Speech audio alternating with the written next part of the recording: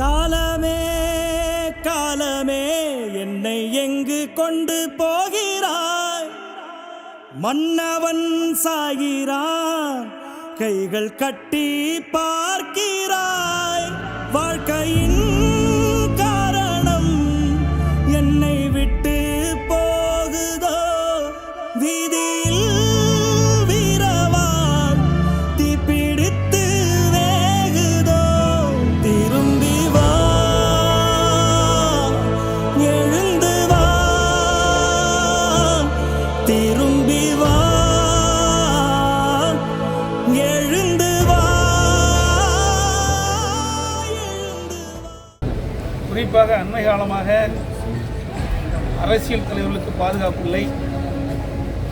தமிழகத்திலே திருநெல்வேலி காங்கிரஸ் மாவட்ட தலைவர் படுகொலை, சேலத்திலே கழக பகுதி செயலாளர் படுகொலை, அதற்கு பிறகு பிஎஸ்பி மாநில கட்சியினுடைய தலைவர் ஆம்ஸ்ட்ராங் அவர்கள் படுகொலை, இப்படி தொடர்ந்து ஒரு மாத காலத்தில் இந்த படுகொலையில் அரங்கேறியிருக்கிறது.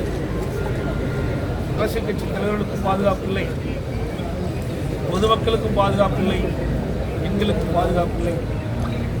ஆம்ஸ்ட்ராங் அவருடைய குடும்பத்தினரும் பிஎஸ்பி கட்சியினுடைய நிர்வாகிகள் தொண்டர்களும் இந்த படுகொலையில் இப்பொழுது கைது செய்யப்பட்டு குற்றவாளியாக காண்பிக்கின்றவர்கள் உண்மை குற்றவாளி இல்லை என்று அவர்கள் எண்ணுகின்றார்கள். ஆகவே இந்த அரசு உண்மை குற்றவாளிகளை கண்டறிந்து அவருடைய சந்தேகங்களை போக்குவது இந்த அரசுடைய கடமை.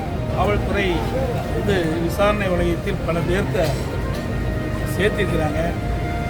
இன்றைக்கு அவர் குடும்பத்தைச் சேர்ந்தவர்களும் படுகொலை செய்யப்பட்ட திரு ஆம்ஸ்ட்ராங் குடும்பத்தைச் சேர்ந்தவர்களும் பிஎஸ்பி கட்சியுடைய நிர்வாகிகளும் சந்தேகிக்கப்படுகிறார்.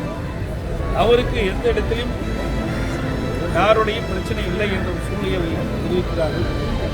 அப்படி இருக்கின்ற பொழுது இப்படிப்பட்ட படுகொலை சாதாரண நாள் செய்திருக்க முடியாது என்று அவர் கருதுகின்றார்.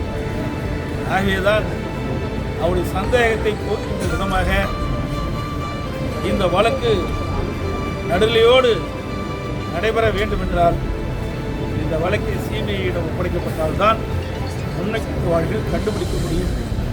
அதை இந்த அரசு செயல்படுத்த வேண்டும் என்று